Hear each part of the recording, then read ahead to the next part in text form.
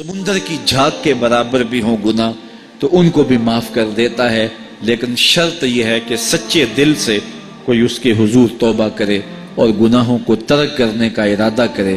سچی توبہ وہ اتنی پسند کرتا ہے کہ بلکہ حدیث میں آتا ہے کہ حضور نے ایک مثال سے سمجھایا، فرمایا کہ وہ شخص سفر میں تھا اور اس کے ساتھ اس کی سواری بھی تھی، سواری پر اس کا ساز و سامان بھی تھا۔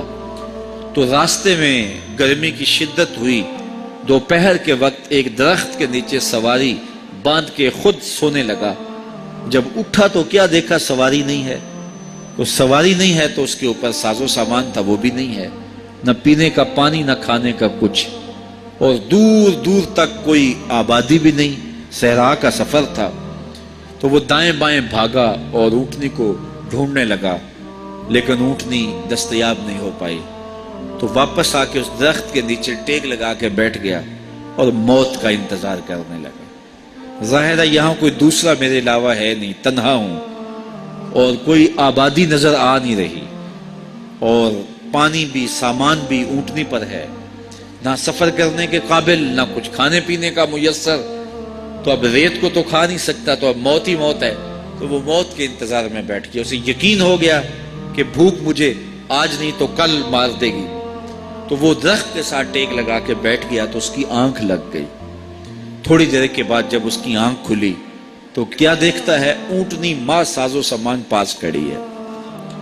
وہ اونٹنی جو اس کی زندگی کی دلیل تھی، جس پر اس کا سامان تھا، پانی تھا، ضروریات تھی، وہ اس کے پاس آ کے کھڑی ہے۔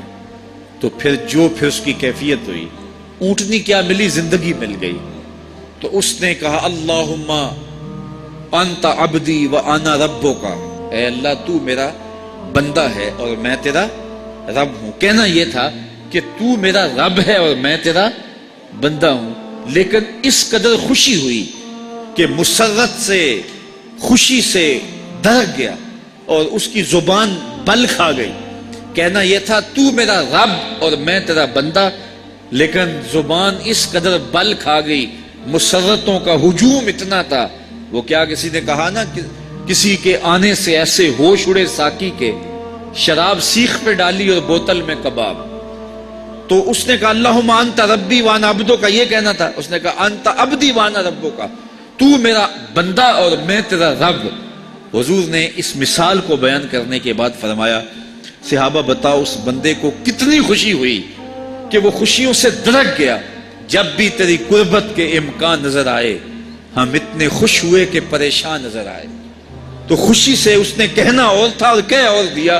تو فرمایا کہ اس کو کتنی خوشی ہوئی، صحابہ نے عرض کی حضور بہت زیادہ خوشی ہوئی۔ فرمایا جب بندہ توبہ کرتا ہے اور اللہ کی دہلیز پہ واپس آتا ہے، اللہ اس سے بھی زیادہ خوش ہوتا ہے۔ کوئی آئے تو صحیح اس کی چوکھٹ پہ، ہم تو مائل بکرم ہیں، کوئی سائل ہی نہیں۔ تو آئیے اپنے من کے اندھیرے دور کریں اور سچی توبہ کریں۔ صاحبو یہ زندگی کسی کے ساتھ وفا نہیں کرتی۔ آپ کو مجھے یقیناً ہم میں سے کسی کو نہیں پتا کہ ہم کتنی سانسیں باقی زندہ رہنے والے ہیں۔ ماہ و سال کی گنتی ہمارے علم میں نہیں ہے۔ پچھلی زندگی تو ہماری نظر میں ہے کہ اتنے سال گزرے، اتنے بدیوں میں، اتنے نیکیوں میں۔ اپنا حساب کرو، ماضی کا حساب لگاؤ، حاسبو قبل ان تحاسبو، اپنا حساب کرو اس سے قبل کہ تمہارا حساب کیا جائے۔ ایسا نہ ہو کہ جب حساب ہو تو پھر پچھتاوا، ہائے یہ تو سب کچھ لٹ گیا۔